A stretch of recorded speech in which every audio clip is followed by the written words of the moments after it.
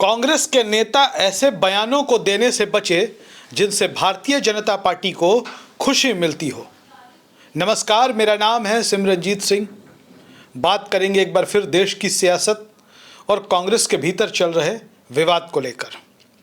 दरअसल कांग्रेस के संगठन महासचिव केसी वेणुगोपाल ने 9 अगस्त को एक वार्निंग जारी की कांग्रेस के उन नेताओं पर जो बयान देने में एक्सपर्ट हैं और बयान ऐसे देते हैं जिससे भारतीय जनता पार्टी को खुशी महसूस होती हो, जिससे भारतीय जनता पार्टी को कांग्रेस और राहुल गांधी के खिलाफ एक आध नेगेटिव पॉइंट्स मिल जाते हों।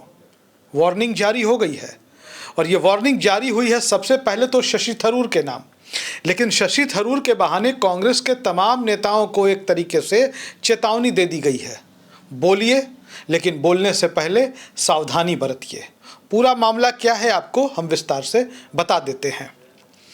दरअसल देश में छात्रों से जुड़े मुद्दों को लेकर जंतर मंतर पर प्रदर्शन चला लंबे समय तक। देश के अलग अलग हिस्सों में छात्र सड़क पर उतरे, सरकार के खिलाफ, सिस्टम के खिलाफ उन्होंने प्रदर्शन किया, आंदोलन किया। दूसरी तरफ कांग्रेस की तरफ से लगातार छात्रों की गूंज कार्यक्रम के तहत छात्र संवाद कार्यक्रमों का आयोजन होता आ रहा है। राहुल गांधी निरंतर देश के अलग अलग राज्यों में और अलग अलग राज्यों के अलग अलग वैसे शहरों में जा रहे हैं जहां छात्रों की बड़ी आबादी रहती है, और राहुल गांधी उनके साथ देश की वर्तमान शैक्षणिक स्थिति और परीक्षा से जुड़ी व्यवस्थाओं पर बात कर रहे हैं, संवाद कर रहे हैं, सवाल उठा रहे हैं।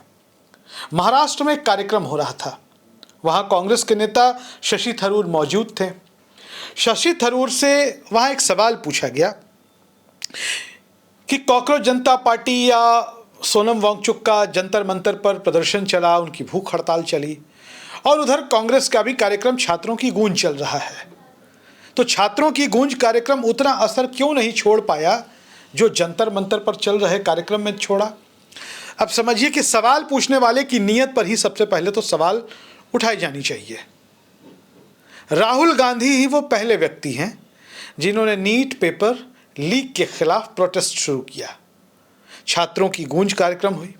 राहुल गांधी ने सोशल मीडिया के जरिए इस अभियान की शुरुआत की। राहुल गांधी ने सड़क पर इस लड़ाई को लड़ा। राहुल गांधी ने सदन में इस सवाल को उठाया। और यह देश लोकतांत्रिक व्यवस्था में यकीन रखता है।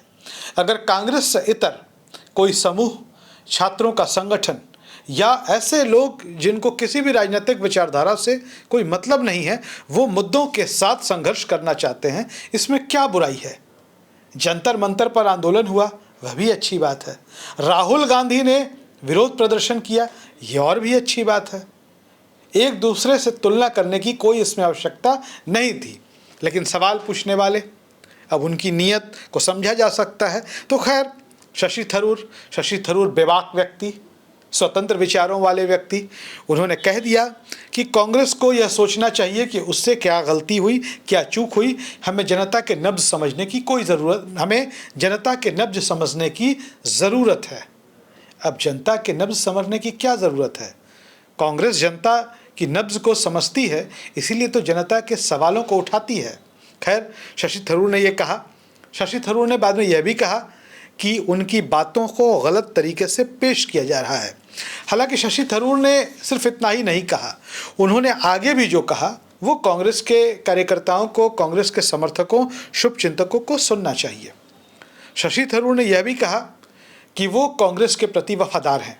ये बहुत बड़ी बात उन्होंने कही, क्योंकि रह रहकर शशि थरूर की वफादारी को लेकर सवाल उठते रहते हैं। रह रहकर मीडिया और सोशल मीडिया पर यह सवाल उठता है कि क्या शशि थरूर का कांग्रेस से मन भर चुका है? क्या शशि थरूर के कांग्रेस में दिन अब गिनती के रह गए हैं? लेकिन नहीं, उन्होंने एकदम स्पष्ट कहा, शशि थरूर स्पष्टवादी व्यक्ति हैं और हर व्यक्ति के विचारों का हमें और अभिव्यक्ति का सम्मान करना चाहिए। उन्होंने कहा कि वो कांग्रेस के प्रति वफादार हैं, लेकिन स्वतंत्र सोच रखते हैं, स्वतंत्र राय रखते हैं, बेबाक तरीके से बोलते हैं। उन्होंने कांग्रेस की तारीफ करते हुए शशि थरूर ने कहा कि कांग्रेस सबसे कम अलोकतांत्रिक पार्टी है। उन्होंने कहा कि आपने सुना है कि भारतीय जनता पार्टी में किसी नेता ने पार्टी के लाइन के प्रति असहमति जताई हो और वो उस पार्टी में बना रहा हो? मैं उस पार्टी में हूँ जो मेरी सोच के सबसे करीब है। मैं पार्टी लाइन से इतर भी बोलता हूँ क्योंकि मुझे मालूम है कि कांग्रेस जो है वो लोकतंत्र में यकीन रखती है। आपको बता दें कि संयुक्त राष्ट्र संघ में संयुक्त सचिव और अवर महासचिव रहने के बाद जब शशि थरूर को ये लगा कि उनको पॉलिटिक्स में आना चाहिए तो उनसे सभी राजनीतिक दलों ने संपर्क किया, कांग्रेस भी, कम्युनिस्टों ने भी, बीजेपी ने भी। लेकिन शशि थरूर एक बेहद पढ़े लिखे, बुद्धिजीवी, उच्च शिक्षित व्यक्ति जिनका पूरी दुनिया में राजनीतिक अनुभव रहा, संयुक्त राष्ट्र संघ में काम करना कोई साधारण बात नहीं थी।